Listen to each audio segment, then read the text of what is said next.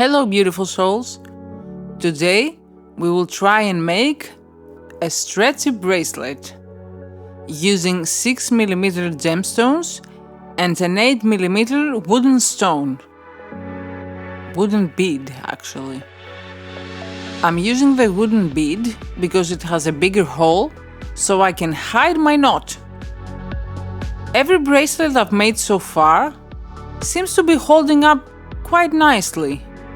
I've always had the insecurity that it's gonna break and all the beads are gonna fall on the floor. All those months that I've been wearing my bracelet, I never had that problem. So I'm thinking, let's give it a try. Usually the wooden bead sticks with the glue and the rest of the bracelet is stretchy. So let's get started. I've already cut 30 centimeters of stretchy cord. They say you should pre-stretch the cord before making a bracelet, so I'm doing it in this very elegant way. I'm holding one part of my stretchy cord with one hand, and I will start now the exciting process of adding beads. I want to make a 6.5 inches bracelet, so I will be adding 11 black lava beads on one side, my Chakra gemstones, and another 11 black lava beads on the other side, and of course my wooden bead.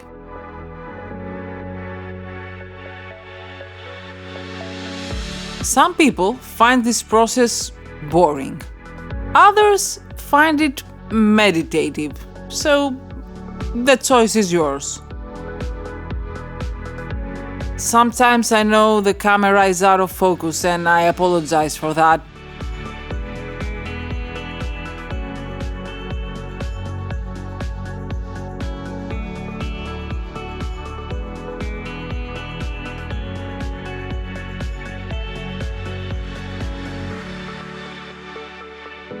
I've added my 11 black lava beads and now I'm adding my red jasper for the root chakra, my carnelian bead for the sacral chakra.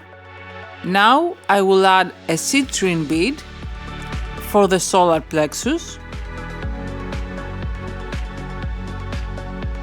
and I will continue by adding my green aventurine for the heart chakra,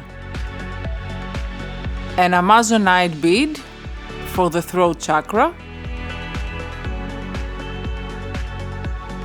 a sodalite bead for the third eye chakra, and finally my amethyst bead for the crown chakra. And I will continue by adding 11 more black lava beads. I don't want to bore you by making you watch the entire process, so I'll skip ahead a bit. The last bead I'll add will be my wooden bead. Now I'll pull everything in the middle and it's time to make my knot. I will pretend I'm starting to making a regular knot. But here is the trick. When I'm ready to make the knot, I will pass the stretchy cord twice in the loop and then pull it all the way down to secure a knot that is not going to fall apart. I'm pulling it in all different directions and it looks a bit weird to be honest, but I just want to make sure that my knot is tight enough.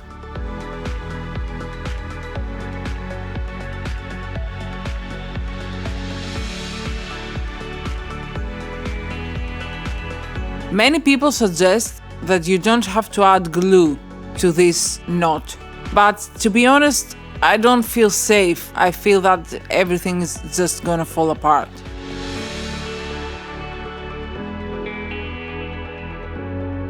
So I will pull my knot in this very easy way. And I will add just a tiny drop of my super exciting glue on all sides of my knot.